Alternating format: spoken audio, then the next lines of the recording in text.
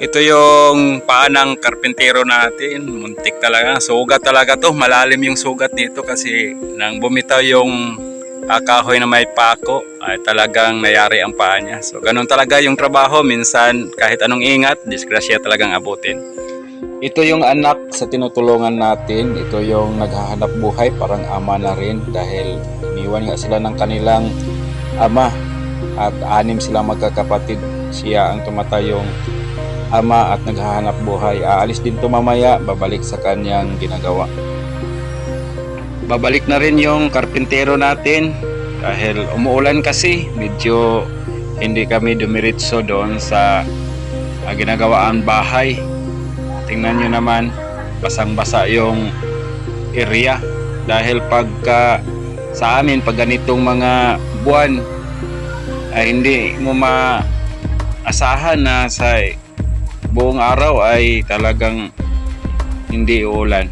Mayroon ding binata dito, siya lang yung gumagawa sa kanyang bahay. Dimulis kasi, no?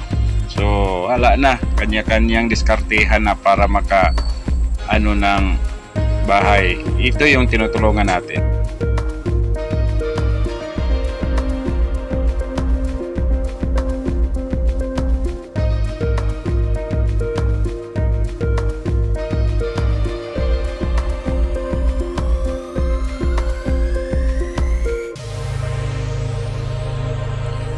Nag-assist lang ako niyan mga kapamilya at inutosan ako na ako na lang ang magsukat ng kahoy at puputulan ko yun, no, sinusukat ko para sigurado na di sasablay dahil yung karpintero natin, Bin Makarayo ang pangalan niya, ay napapagod na. Para ding marunong tayo kahit papaano, kaya natin yan gawin yung mga ganyan lang mga kapamilya. Salamat nga pala sa mga supporters, mga subscribers namin. So yun, parang lumalaban talaga yung pako pagka medyo di masyadong natamaan.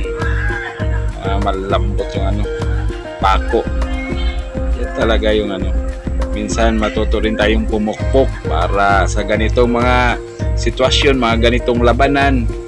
Pagka mayroon tayong tinutulungan, makakatulong tayo konti. Bahay to ng babaeng katutubo, mga kapamilya, na nasa ilalim ng silong. Kung napanood nyo yung unang mga videos namin, ito yung para sa kanyang bahay. Bali 3 na yung nagawa naming bahay simula na nag-vlog kami. So di pa naman kami na-monetize pero nakagawa na kami ng 3 bahay. Una kay Brentoy, pangalawa ka Aurea, at ito pangatlo kay Bibi Lahir. 6 ang anak niya at iniwan siya ng kanyang asawa. May lumapit sa atin, nanghihiram ng kabra para may gagawin siya. Tuloy lang tayo sa pagpukpok, sa pagtulong, at sama-sama tayo na tuparin natin ang misyon na ito, na tulungan natin ang mga kababayan natin na walang matirhan. Ito yung pangalawa nating mga kapamilya. So hanggang dyan sa taas, kulang ng materialis kasi kahoy nila ni Bibi, yung giniba nang nilagay na namin, kulang na kulang pala. Kaya hihintuan muna natin yung paggawa.